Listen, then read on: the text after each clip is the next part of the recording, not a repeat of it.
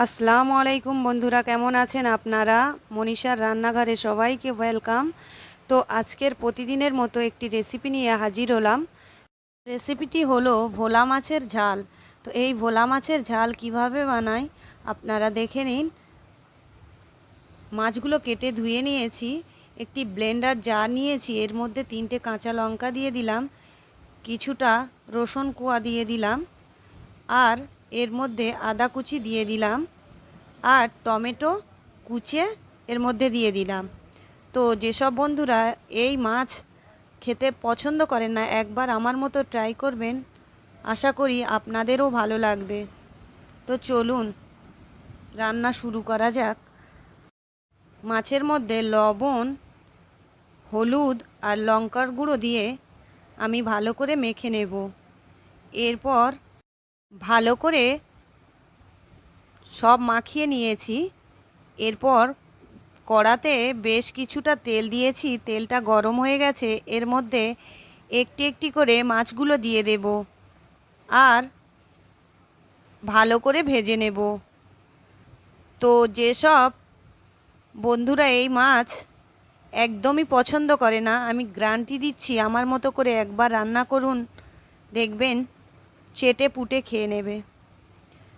মাছগুলো একদিকে লাল লাল করে ভেজে নিয়েছি। এরপর আমি মাছগুলো উল্টে দেব, দিয়ে এই রকমভাবে লাল লাল করে ভেজে নেব। এই মাছটা একটু ভালো করে কড়া করে ভাজতে হয়, না হলে ভালো লাগে না। এইভাবে কড়া করে ভেজে নেবেন। এরপর মাছগুলো একটি পাত্রে তুলে নেব। এই মাছগুলো একটু সাবধানে ভাজবেন। এরপরে আমি একটি কড়াতে বেশ কিছুটা তেল দিয়ে দেব, আর এর মধ্যে দিয়ে দেব 2টো এলাচ ফাটিয়ে, লবঙ্গ দিয়েছি আর দারুচিনি দিয়েছি। এরপর পেঁয়াজগুলো এর মধ্যে দিয়ে লাল লাল করে ভেজে নেব। প্লিজ বন্ধুরা ভিডিও স্কিপ করবেন না, করলে কি হবে আপনারা বুঝতে পারবেন না আমি কিভাবে বানাচ্ছি। তো আমার পেঁয়াজগুলো লাল লাল করে ভেজে নিয়েছি। এর মধ্যে আমি বেটে রাখা মশলাগুলো সব দিয়ে দেব। যে পেস্টটা বানিয়ে রেখেছিলাম এটা দিয়ে দিলাম। এরপর গ্যাসটাকে লো ফ্লেমে রাখবেন, না হলে মশলাটা জ্বলে যেতে পারে। এর মধ্যে আমি লবণ দিয়ে দিলাম, হলুদ গুঁড়ো দিয়ে দিলাম, আর লঙ্কার গুঁড়ো দিলাম, আর জিরে ভেজে গুঁড়ো করে নিয়েছি এটা দিয়ে দিলাম। এরপর মশলাটাকে ভালো করে কষিয়ে নেব। যখন পেঁয়াজগুলো গলে যাবে এর মধ্যে ফাটিয়ে রাখা দই দিয়ে দেব, দিয়ে মশলাটাকে ভালো করে নাড়তে হবে, না হলে দইটা জমে যাবে, রান্না একদম ভালো হবে না। দেখুন আমার মশলা কষানো হয়ে গেছে। এর মধ্যে আমি পানি অ্যাড করে দেব। অবশ্যই পানিটা গরম করে নেবেন। এরপর কিছুক্ষণ ফুটিয়ে নেব, তারপরে এর উপরে মাছগুলো দিয়ে দেব।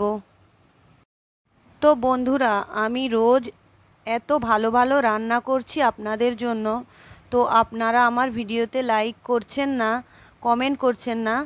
তো অবশ্যই লাইক কমেন্ট শেয়ার করবেন, পাশে থাকা বেল আইকন প্রেস করবেন, আর অবশ্যই সাবস্ক্রাইব করে দেবেন।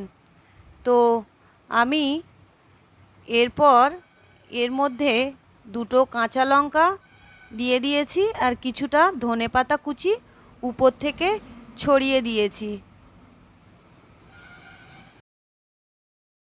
এরপর এর মধ্যে গরম মশলা দিয়ে দিলাম, দিয়ে ঢাকা বন্ধ করে দেব, দিয়ে 10 মিনিটের মতো ফুটিয়ে নেব।